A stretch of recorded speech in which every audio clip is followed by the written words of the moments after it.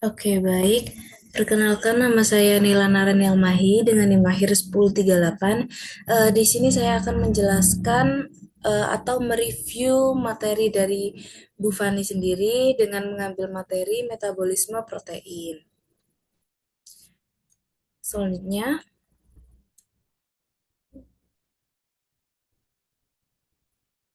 protein. Protein sendiri merupakan makromolekuler biologis yang bertanggung jawab dalam sebagian besar proses biologis atau metabolisme organisme lain. Nah, protein ini disusun oleh rantai polipeptida yang terbentuk dari asam amino. Metabolisme.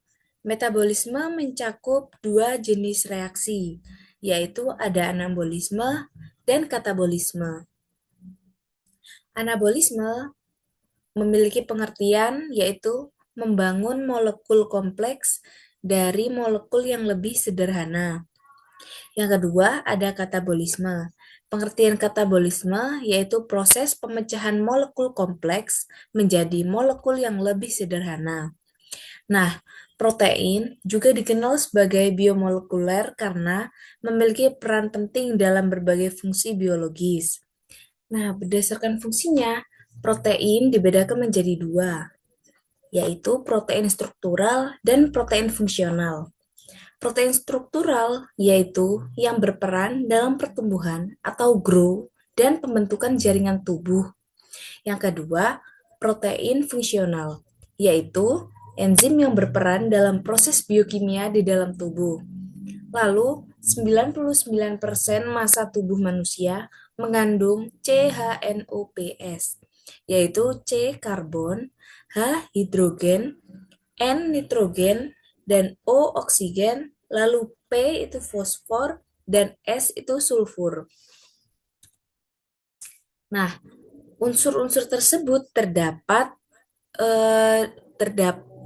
dalam senyawa organik seperti protein dengan presentase 16 dan lemak 13% dan karbohidrat yaitu 1%.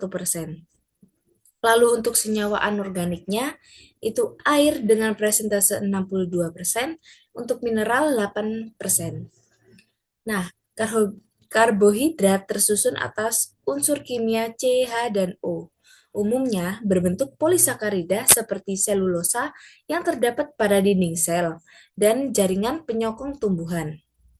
Lipid dan protein juga merupakan senyawa penting penyusun tubuh.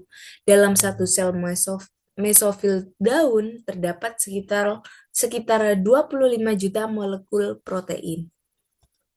Berdasarkan unsur kimianya, protein mengandung CHON dan S, sedangkan karbohidrat dan lemak tersusun dari CH dan O. Lalu, selanjutnya ada struktur monomer dan polimer protein. Monomer merupakan satuan tunggal pembentuk senyawa yang lebih besar, sedangkan polimer adalah gabungan dari beberapa monomer. Jadi kayak monomer itu satuannya gitu. Terus kalau polimer itu gabungan dari monomer itu. Dan protein termasuk polimer karena tersusun dari banyak monomer asam amino yang saling berikatan melalui ikatan peptida membentuk rantai polipeptida. Lalu ada struktur protein. Struktur protein ini dibedakan menjadi 4 tingkatan. Yang pertama, struktur primer. Struktur primer ini berupa urutan linear asam amino yang terikat satu sama lain melalui ikatan peptida. Yang kedua, ada struktur sekunder. Struktur ini terbentuk ketika rantai polipeptida mengalami penggulungan atau folding, membentuk pola tertentu seperti alpha helix dan beta sheet. Bentuk ini distabilkan oleh ikatan hidrogen antar gugus amina dan karbonil. Yang ketiga, ada struktur tersier. Struktur tersier merupakan bentuk tiga dimensi dari protein yang lebih kompleks akibat interaksi antara berbagai jenis ikatan, seperti ikatan hidrogen, ion, disulfida, dan gaya van der Waals. Yang keempat, ada struktur kuartener. Struktur kuartener ini sejumlah protein yang telah mencapai 3D struktur, saling berikatan satu sama lain dan membentuk protein kompleks. Lalu ada anabolisme protein, yaitu pembentukan protein. Tujuannya untuk menyusun asam amino menjadi protein baru. Proses utamanya yang pertama yaitu sintesis asam amino, yaitu nitrat atau amonium yang diambil dari tanah akan diolah menjadi glutamat, glutamin, dan asam amino lainnya. Yang kedua, sintesis protein. Ribosom menyusun asam amino berdasarkan instruksi dari gen atau mRNA. Untuk hasil akhirnya, protein baru berfungsi sebagai enzim, yaitu mempercepat reaksi metabolisme struktural seperti penyusun dinding sel, membran, dan sitoskeleton. Lalu ada cadangan makanan, misalnya pada biji tanaman yang mengandung protein menyimpan cadangan makanannya sendiri. Lalu ada katabolisme, yaitu penguraian protein. Tujuannya untuk menghancurkan protein yang sudah tidak terpakai atau rusak agar dapat didaur ulang menjadi komponen lain dan menghasilkan energi. Untuk proses utamanya yang pertama ada proteolisis. Nah, proteolisis ini protein yang dipotong oleh enzim protase atau enzim pemotong menjadi peptida dan asam amino. Yang kedua ada deaminasi. Deaminasi ini pelepasan gugus amino menghasilkan amonia, sedangkan rangka karbonnya masuk ke siklus Krebs untuk menghasilkan energi atau ATP, atau diubah menjadi senyawa lain. Nah, misalnya metabolit sekunder.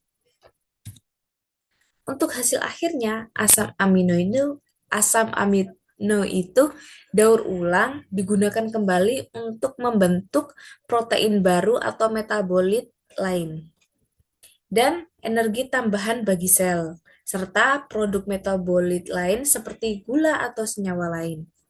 Analoginya tuh kayak katabolisme protein seperti proses dapur daur ulang.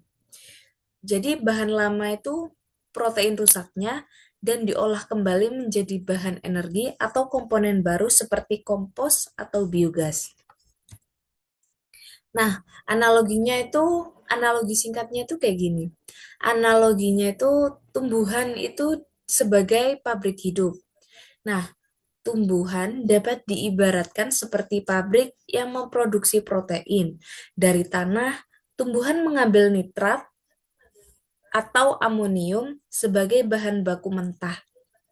Nah, bahan baku ini itu lalu diolah di dapur nitrogen, di mana nitrat diubah menjadi amonium dan disatukan dengan rangka karbon untuk membentuk glutamat dan glutamin, yaitu dua asam amino utama. Nah, dari kedua bahan ini, pabrik tumbuhan menghasilkan berbagai macam asam amino lain yang menjadi huruf-huruf penyusun kata bagi pembentuk protein. Di mesin perakitan atau ribosom, asam amino itu dirangkai menjadi rantai panjang protein sesuai desain genetik, yaitu mRNA. Untuk hasil akhirnya berupa protein fungsional yang bisa berperan sebagai enzim pekerja pabrik, strukturnya bagian tubuh tumbuhan, atau cadangan makanan di dalam biji. Jika ada protein rusak atau tidak dibutuhkan, maka akan diolah kembali oleh mesin pengontrol kualitas seperti proteasom agar tidak menumpuk sel. Nah, sekian penjelasan dari saya. Mohon maaf jika ada salah kata. Wassalamualaikum warahmatullahi wabarakatuh.